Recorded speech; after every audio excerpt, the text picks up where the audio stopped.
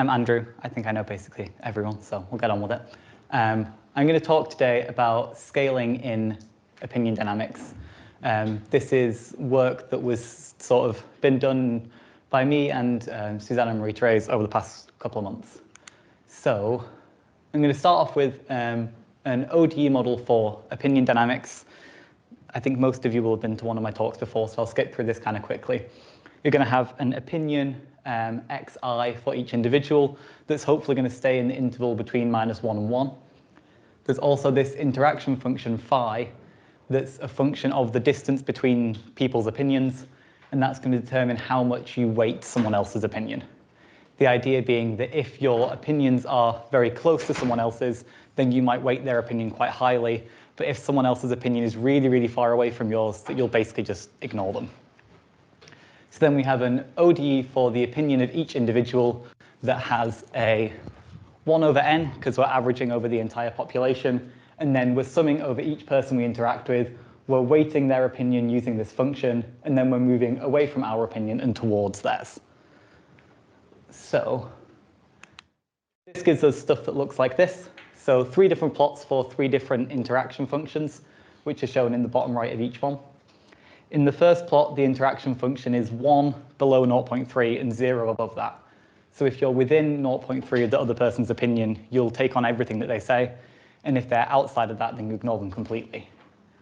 And in this one, we have 2 clusters forming that are a distance apart that's bigger than 0.3, so the clusters don't interact anymore. In the middle, we have an exponentially decaying interaction function. So it's always strictly positive, which means that people always give at least some weight to everyone else's opinion. Even if that weight is very small, you're always interacting a little bit, so it makes sense that in the end everyone agrees. And this last one here is a funky polynomial that has a little peak near 0 and a bigger peak near about 1.5, but has a root at 0.5. So again, we get 2 groups that are a distance apart that corresponds to the root of this polynomial. The problem with this is that reality doesn't quite work that way. And in reality, there's various things, various features of our interactions that we would like to be present in our model. So we would like to capture this idea that a social interaction is a discrete event. You have a conversation with someone, or you read a particular news article. An actual event happens. It's not kind of, you don't continuously interact with people. This is slightly different from being discrete in time. You can read a newspaper at any point in time. That's not the same as continuously reading a newspaper. You also can't interact with everyone simultaneously. Especially if you want to model a sort of whole society opinion, you definitely can't interact with everyone at the same time, even a little bit. And because you interact with, say, 1 person at a time, the order of those interactions matters. Because let's say that we have an interaction function that has a cutoff. If I interact with someone and I move outside of that cutoff, then I can't interact anymore. And also interactions occur randomly, whereas the ODE model is completely deterministic. It basically gets all of these things wrong. So instead, we're going to look at an agent-based model, which is basically designed to get all of those things right. This is going to go in discrete time steps, and at each time step, we pick 2 people randomly from the population. So probability 1 over n squared of picking that pair of people. And they then interact with a probability Pij that depends on their opinions. If they interact, then we update the opinion of just the first person, because it makes things a bit simpler later on. And so their opinion at time t plus h is their opinion at time t, plus some movement towards the opinion of the person they're interacting with. And this mu h, the h means depending on the time step h, not a power, is the amount that you change your opinion.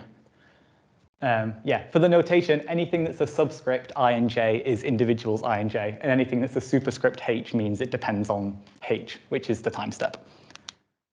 Yeah, that's the thing that I circle. And we do this repeatedly, choosing people, decide if they interact or don't interact, maybe update their opinions, and we carry on doing this until we reach some final time. So this gets all of these things right. I'm just going to have some water quickly.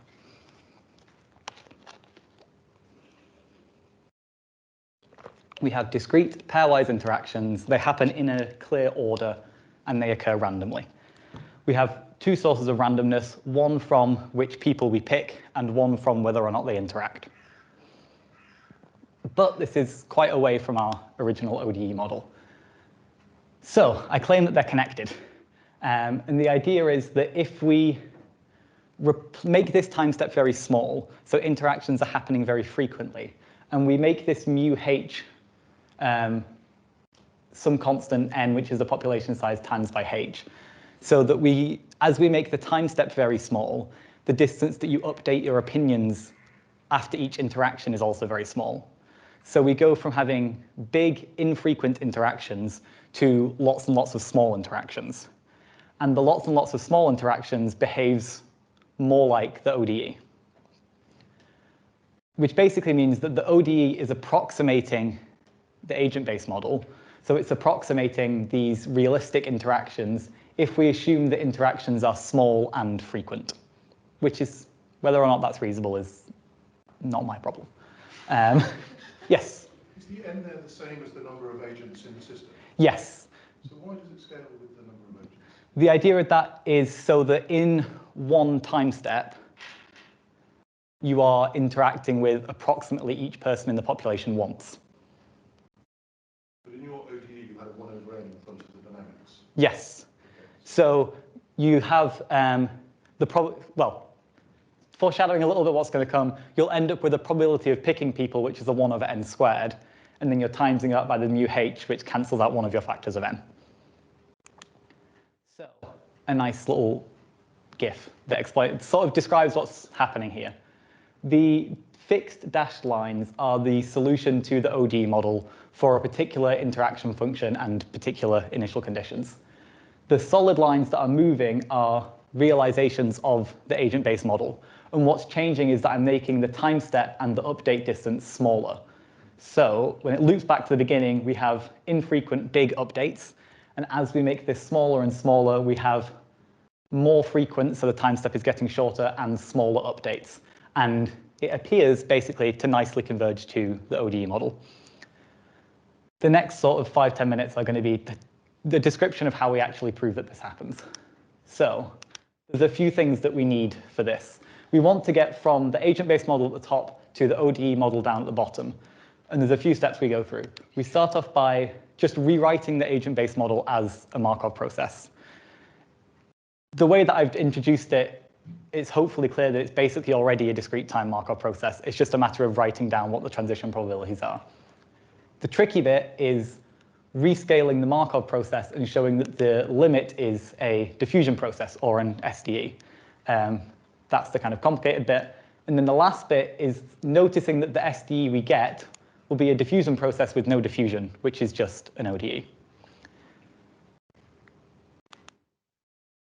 So for writing down the Markov process, all we need to do really is write down this probability transition function. So it's a pi, the subscript h, because it depends on h, and this is the probability of going from x to y. So if we have an interaction, we get updates that look like this, where we're updating in just the direction, just the I direction, and these happen with a probability 1 over n squared for picking individuals I and j, and a pij, which is the probability that they actually interact. If we pick the same person twice, which happens with probability 1 over n, or if we pick two different people but they don't interact, then we stay in the same place. So this is just sort of writing down as a probability function what's happening in each time step of the agent-based model. We want to go from this to an SDE system, and we do that by approximating the generator of the SDE system. So to do that, we calculate these integrals, and I'm going to give two explanations of what they are. The first one is that they are, if we look at this SDE, we have beta I here is the drift function. So this is the bit that's the deterministic part. And this here is the diffusion function, and that's the stochastic part. What we're doing with these integrals is that we're approximating the drift and the diffusion functions. So we're taking one time step h, which is why we divide by 1 over h at the beginning. And for the drift function, we're looking at what is the probability of moving from x to y and what is the change in the I direction if we make that move. And for the second one, we're looking at basically the covariance between changes in the I direction and changes in the J direction. Because we only update the opinion of one person at a time, all of these are going to be 0 apart from the AIIs, which is going to describe the variance of the changes. The slightly longer explanation requires a slight detour into generators. I'm going to do this a bit quickly, but I think it's interesting. So those of you who are currently taking MA933 will hopefully recognize this as the definition of the generator of a stochastic process. So we're looking at the expected change in f of x over a single time step. And we can approximate this f of x at time h by Taylor expanding around our starting point, little x. And we can rearrange things to get that this is approximately f dashed times by 1 over h, the expectation of, can I point? No. Basically, by Taylor approximating the generator, we get these as our leading order terms. We can write these expectations as integrals and notice that these are exactly the functions bh and ah. So basically, when we're calculating these bh's and ah's, which are approximating the drift and diffusions, we're actually approximating the generator of the SDE. Because this, if we ignore the limit for a second, this bit is the generator for this SDE. And so the hope is that when we take the limit, we can put the limit inside each of these functions and get the generator of a limiting SDE. But if you didn't like that, basically just think that we're approximating the drift and diffusion functions. If we actually calculate these, for our drift function, we get something that looks suspiciously like our original ODE model. And for our diffusion function, we get something that's similar. It has a squared term in it. But the important thing is that it's multiplied by h. So as we take the time step h to 0, this diffusion bit's going to disappear. And we get that the limit is an ODE model, which we can compare against our original ODE model. And they look quite similar. And basically, they are the same if we say that this probability of interacting is equal to the interaction function. So the interaction function was the weight that you give a person's opinion. And basically, the ODE model and the agent-based model are doing the same thing if that weight gives you the probability of interacting. Basically, all of these steps work. And we can enjoy this GIF again. I've got one last little bit. What does this actually mean? Basically, this means that the ODE model is a decent approximation of the agent-based model. So it's approximating those realistic interactions if we assume that they are small and frequent. And actually, we can use this connection to do something a bit more. Basically, we can make changes to the agent-based model and follow those changes through this same process and see what changes we get in the SDE or ODE at the end. I'll just do one example of this. If we now, when we update the person's opinion, we add this little noise psi of h. So you update your opinion, or even if you don't, at each time step, you add a bit of noise to that person's opinion to represent kind of external forces on their opinion. And if we follow the steps through, this actually translates directly into the SDE. So the drift function, the deterministic part, is exactly the same as it was before. And now we have a non-zero diffusion term here that depends on how the variance of this noise scales with the time step. So if we add noise into the agent-based model, we can get noise in our model at the end, which I think is really nice.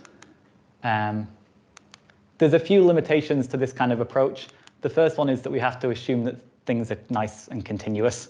If the interaction function is discontinuous, then the ODE model, we don't have a guarantee of uniqueness and existence of solutions, which means that you can't say that something is converging to the ODE model if the ODE model doesn't necessarily have solutions. So we need everything to be nice and continuous. Unfortunately, one of the most popular interaction functions is not continuous. There's also some features that you could add into the agent-based model that you can't kind of follow through to this limit. So you need that the jumps in the agent-based model scale with the time step. And if you add in jumps in the agent-based model that don't scale with the time step, then your limit isn't going to work. We don't deal with boundary conditions here. So I said earlier that we want individuals' opinions to stay between -1 and 1. That doesn't necessarily happen in these models, so we don't include boundary conditions. You could, we just haven't, because it's complicated enough already. And the entire thing is based on the assumption that interactions are small and frequent. And if they're not small and frequent, then, so if you have a real life situation where that assumption isn't valid, then the ODE model is not going to be a good model of that situation. If you have a situation where you do have small and frequent interactions, then the ODE model is going to hopefully be a decent model of that situation. Thank you.